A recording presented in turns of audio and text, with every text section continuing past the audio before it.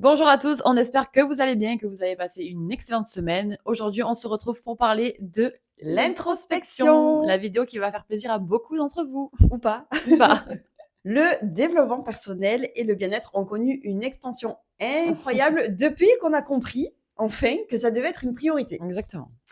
On est en train de déconstruire tout ce qui nous a été inculqué depuis des millénaires pour transformer le «tu dois Réussir réussir ta ta vie. vie» en «tu dois d'abord te sentir bien et ensuite tout ira bien». C'est ça. Sur le plan spirituel, puisque c'est ce qui nous intéresse ici, cette étape d'introspection est indispensable pour pouvoir avancer, évoluer, comme le veut notre incarnation. Cela doit-il forcément avoir un lien avec la spiritualité? Faut-il réellement être spirituel pour arriver à travailler sur soi? Alors, comme on l'a évoqué dans la vidéo sur la vie spirituelle, lorsqu'on rentre dans la spiritualité, du moins que l'on s'y intéresse, on comprend alors le sens de la vie, de l'incarnation de notre âme, de sa mission, des expériences et de tout ce qui englobe finalement ce qui se passe ici sur Terre. On peut très bien travailler sur soi sans s'intéresser à la spiritualité et rester très terre à terre. Mais par déduction, à partir du moment où tu saisis l'importance de ta paix intérieure, de ton bien-être, tu t'ouvres inconsciemment à la spiritualité puisque tu comprends un des sens fondamentaux de ton incarnation sans même le savoir. D'accord, donc le travail sur soi est fondamental dans notre incarnation, Mm. du coup. Est-ce qu'il est pour autant indispensable? Et est-ce qu'on doit tous y passer? Alors évidemment, il n'y a pas d'obligation, hein. Personne ne va te donner l'ordre de le faire. Tu restes maître de tes choix, et encore heureux, et tu as ton libre arbitre, comme on l'a évoqué dans la vidéo sur les guides spirituels. L'introspection va se ressentir plutôt comme un appel intérieur, un cri de l'âme, et beaucoup se réveillent, notamment lorsqu'ils sont au plus bas, lorsqu'ils n'en peuvent plus de revivre les mêmes schémas sans comprendre pourquoi, et pourquoi ils n'arrivent surtout pas à avancer. C'est malheureux, mais c'est ce qui arrive le plus souvent. On entend toujours de ne plus avoir de solution pour puiser dans nos ressources, pour nous questionner et prendre du recul. Mais ça, c'est ce qu'on fait tous. Et pour autant, j'estime effectivement que c'est indispensable. C'est là aussi tout le but de notre incarnation. Il ne peut pas y avoir d'évolution sans introspection. Comment tu pourrais enchaîner des expériences de vie sans rien dire, sans rien en penser? C'est impossible et à un moment donné, ça va s'imposer à toi comme une évidence. Enfin, Mais tu n'auras pas d'autre mais choix. tu n'as pas d'autre choix au Mmh. bout d'un moment. Et tu vas comprendre que si tu ne le fais pas, tes blessures, tes traumas vont te bouffer de l'intérieur et déclencher des maladies, etc. Je rebondis sur ta dernière phrase parce que évidemment, c'est une chose dont moi aussi je suis, persuadée. Ne pas guérir ce qu'on a vécu peut donc réveiller, des maladies ou, des pathologies. Jusqu'ici, on le sait, il y a que l'examen médical qui permet de Mm. rendre compte, qu'il y a une maladie ou une pathologie, qu'elle soit incurable ou pas. Mais pourquoi justement on ne prendrait pas en compte ce côté-là, de la spiritualité pour, en connaître les causes? Les maladies qui se déclarent sont la plupart du temps des cris de l'âme, ni plus ni moins. Elles peuvent résulter de vie antérieure, mais aussi de notre vie présente.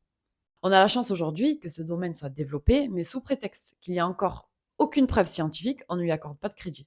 Il y a quand même une avancée notable dans la réflexion médicale et scientifique, puisque certains médecins maintenant font appel à des médiums et guérisseurs, mais c'est encore très loin d'être Ouais. répandu malheureusement. En fait, moi, ce qui me questionne, c'est, pourquoi sous prétexte qu'il n'y a pas de chiffres, de résultats palpables, on ne pourrait pas mêler science et conscience spirituelle, Hmm. si ensemble, ils peuvent faire des miracles? Je suis tout à fait d'accord avec toi. Moi, je suis convaincue que l'un ne peut pas aller sans l'autre et de revenir aux soins par les plantes, de retrouver les causes d'une maladie grâce à une recherche personnelle et introspective en fonction de ce que le patient a vécu, pourquoi ça ne pourrait pas faire ses preuves? Je pense que nous n'avons plus besoin de prouver aujourd'hui que les capacités existent. Ça a toujours existé. Et il faut attendre encore plus de 2025 ans pour en prendre conscience. Faut pas le nier, on est pire que les tortues dans la lenteur et la réflexion, hein. On y va mollo, C'est le hein. cas de le dire, ouais. On y va tranquille. Alors forcément que ça ne va pas plaire au laboratoire et toute cette industrie, elle est tellement bien salée et répandue que pour eux, faire front, il faudrait une armée de spirituels en face, surtout pour faire valoir le fait que c'est efficace. Aujourd'hui, ce qu'on peut faire, c'est vous conseiller de vous soigner par l'introspection, de vous retrouver vous-même et de ne pas vous mettre un voile sur tout ce que vous vivez. Je mets quand même une petite précision, attention, la spiritualité ne soigne pas dès lors qu'une maladie est déjà Ah apparue oui, et trop ne tard. minimisez pas les conseils médicaux. Bien sûr, cela peut en revanche éviter qu'elle se Déclenche. déclare ou, la soulager, mais elle ne remplace pas du tout un avis médical et un traitement, médical. Et de toute façon, c'est très bien, même quand on a des mots, même si on comprend le sens, qu'on s'analyse, il faut toujours consulter un médecin. Voilà. Alors, la réponse qu'on attend du coup aujourd'hui, c'est comment réaliser son introspection, c'est le plus intéressant. Est-ce qu'il y a une À vos carnets. méthode est-ce qu'il y a une méthode particulière? Qu'est-ce qu'on peut attendre de son introspection? Et quelles clés elle peut nous donner pour avancer réellement et se libérer? Alors, la première chose à savoir, c'est qu'il n'est pas facile de travailler sur soi. C'est même l'une des choses les plus compliquées à faire au monde. C'est pour ça d'ailleurs qu'on est meilleur pour donner des conseils que de les suivre. Exactement. Parce qu'en réalité, on vient remettre en surface tout ce qu'on avait enfoui.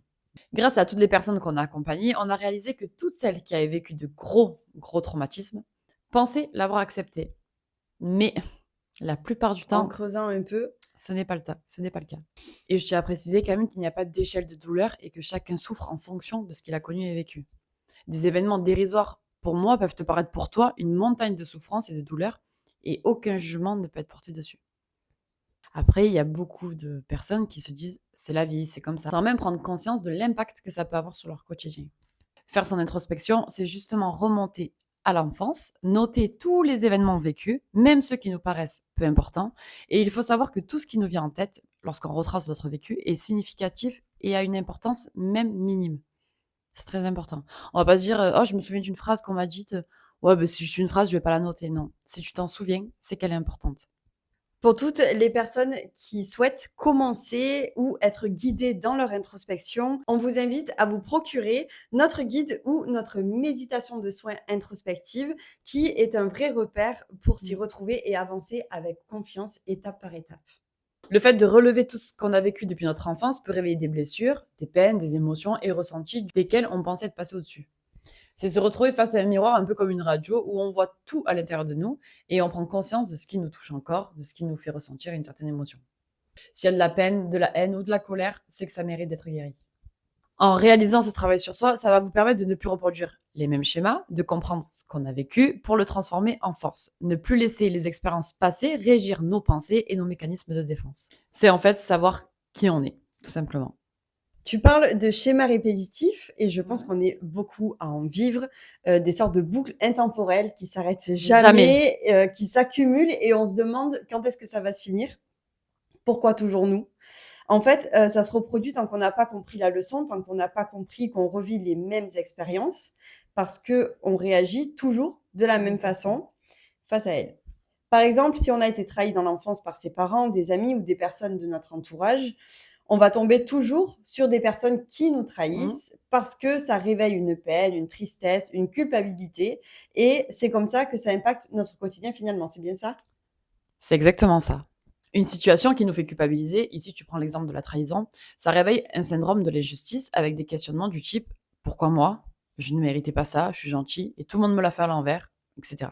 En fait, tu te remets en question parce que cette souffrance de la trahison, tu l'as vécue une fois étant petite et elle est restée dans ta mémoire énergétique. Ça signifie que même dans l'image que tu renvoies énergétiquement, c'est comme s'il était marqué sur ton front trahissez-moi, je suis faible et triste. Et en faisant ton introspection, tu vas comprendre que la trahison que tu as vécue était sûrement un abus de faiblesse de la part de ces auteurs, un manque de limite de ta part, ou même, très probable aussi, une expérience sur laquelle ton âme avait besoin de travailler. Donc tu as perdu confiance en toi, tu doutes de toi et ce dont tu es capable, la suite logique, et en grandissant, tu ne supportes pas qu'on s'en prenne à plus faible que soi. Ça peut même te mettre hors de toi parce que ça vient toucher une douleur que tu n'as pas guérie. Et est-ce que justement le fait de travailler sur soi permet de se détacher de ce qui ne nous appartient pas? Par exemple, une personne me trahit, j'ai travaillé sur cette blessure de trahison, donc je comprends ensuite que ces agissements n'ont rien à voir avec moi, mais que c'est cette personne qui doit aussi travailler sur elle pour ne plus reproduire ces actions. C'est même là tout l'objectif du travail sur soi. C'est de comprendre ce qu'on vit pour que ça ne nous affecte plus de la même manière. Et le but, c'est qu'au fur et à mesure qu'on va être trahi, en espérant quand même que ça ne soit pas tous les 4 matins, on soit de moins en moins touché en ayant compris que ce n'est pas contre nous. Et que finalement, on a peut-être même laissé des portes ouvertes pour que les personnes puissent se permettre, mais qu'à présent, ce n'est plus possible. Et que nos limites sont posées, enfin, et qu'on n'est surtout pas responsable du mal-être et de la méchanceté des autres. Que ce qui est censé nous atteindre n'est qu'un reflet de la personne qui se permet, qui ose et qui commet l'erreur. En gros, on laisse les gens avec leurs blessures, elles ne nous appartiennent pas et on n'a pas à en payer le prix, tout simplement. On n'est pas responsable et on n'est pas victime non plus. On sait qui on est, on sait ce qu'on tolère et ce qu'on ne veut pas. ce qu'on n'accepte pas. On est donc en capacité de dire stop, de dire non pour son propre bonheur et pour sa paix intérieure. Oui, en fait, on arrive enfin à s'affirmer puisqu'on connaît nos limites et on ne laisse plus personne les dépasser. Exactement. Du coup, j'aimerais faire un parallèle avec la vidéo sur l'éveil spirituel où on parle de la nuit noire de l'âme. Est-ce que l'introspection et la nuit noire de l'âme sont intimement liées et doivent-elles se produire au même moment? Alors, la première différence est que la NNA, on ne la choisit pas. Elle s'impose un peu à nous à partir du moment où on prend conscience de notre condition et surtout de la condition de notre âme. C'est l'éveil et le cheminement spirituel qui nous mettent sur sa voie parce que ce qu'on apprend nous fait remettre beaucoup de vérités en question. La prise de conscience réveille toutes nos blessures et c'est grâce à l'introspection qu'on va pouvoir les libérer. La NNA met en lumière tout ce qui a besoin d'être traité. Donc c'est un peu l'avant-introspection.